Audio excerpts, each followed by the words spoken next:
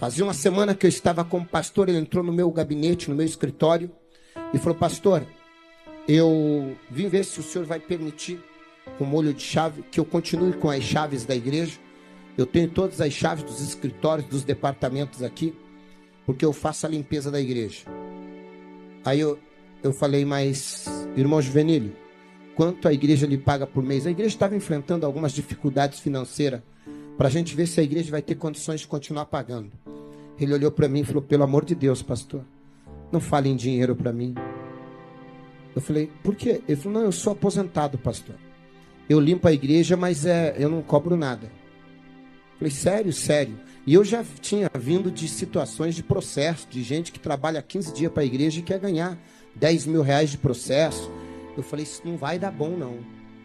Quanto tempo faz? Ele falou: faz uns 3, 4 anos, desde que me converti. Eu falei: se esse irmão levar a igreja na justiça... Quantas vezes o senhor limpa a igreja? Ele falou: quase todo dia eu venho de manhãzinha limpar. Eu falei: piorou. Eu fiquei pensando na minha cabeça. Eu falei: tá bom, irmão, vamos, pode seguir então. Eu falei: eu vou observando. Que aí você vai conhecendo a pessoa, tal. Todo dia, 7 horas da manhã. Ele tinha um Fiat Uno 147. Ele encostava o Fiat Uno dele lá e ia lá limpava a igreja. Eu vinha para o culto segunda, quarta e sexta.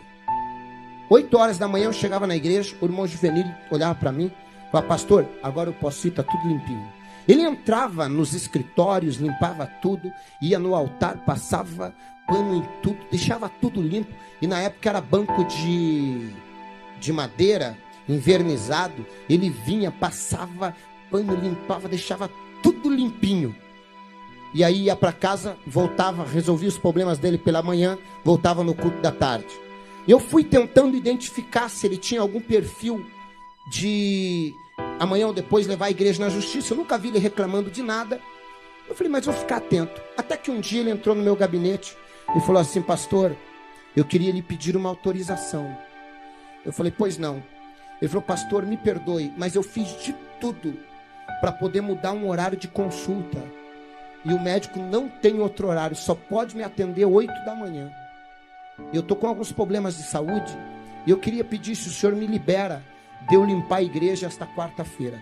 Só que se o senhor disser que não tem problema, eu remarco consulta de novo, espero, era pelo SUS, espero nem que demore 6 meses, mas eu não vou abrir mão de cuidar da igreja para uma consulta. Eu falei: irmão Juvenílio, quanto o senhor ganha para limpar a igreja? Ele falou: não, nada, pastor. Eu falei: irmão Juvenílio, o senhor não é um funcionário, o senhor não tem carteira assinada, o senhor não precisa nem justificar, é problema de saúde, vai cuidar da tua saúde. Ele falou: pastor, o senhor não vai ficar bravo comigo? Eu falei: meu Deus, esse irmão é diferenciado. Eu falei: tem gente que arruma, ganhando, arruma desculpa para não ir.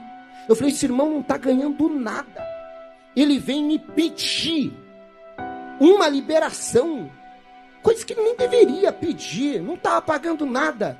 Mas ele veio, eu falei: não, irmão Juvenílio. Ele falou: o senhor não vai ficar chateado, pastor? Eu falei: claro que não. Eu fiquei na minha cabeça, eu estou tentando descobrir o que esse homem tem que os outros não têm.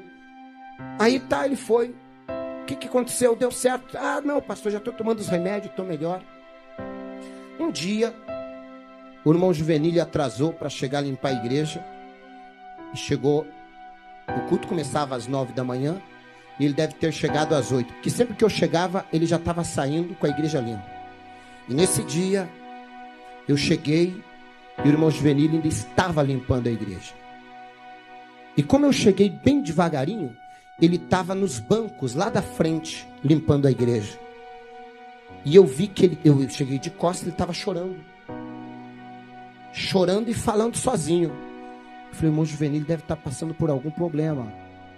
Ele não deve estar bem. E eu fui chegando perto dele, pé por pé, por trás do irmão Juvenílio. Vendo ele chorando, derramando lágrima e passando pano no banco.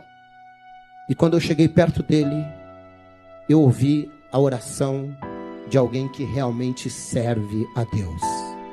E ele estava assim: Senhor, eu era um bêbado, minha família ia se perder, eu não valia nada.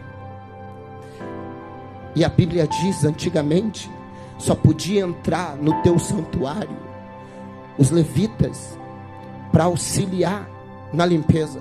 Mas no Santo dos Santos, só o sacerdote. E o Senhor me deu a oportunidade de poder limpar até o teu altar, aonde o teu servo vai pregar.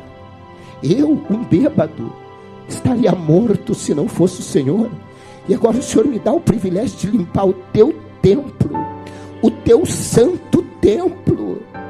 Isso é um privilégio que não tem dinheiro que pague. E aí ele orou e falou: Senhor, quem sentar nesse banco seja alcançado por cura. Usa o pastor Alexandre hoje por milagres, para que ele seja usado, para que vidas sejam impactadas, para que eles também encontrem a alegria que eu encontrei em ti, para que eles também encontrem a paz que eu encontrei no Senhor, para que eles encontrem a vida que eu encontrei no Senhor. E ele continuou limpando. Eu falei: Senhor, eu preciso me converter. O culto não era eu que estava fazendo, era ele que estava preparando.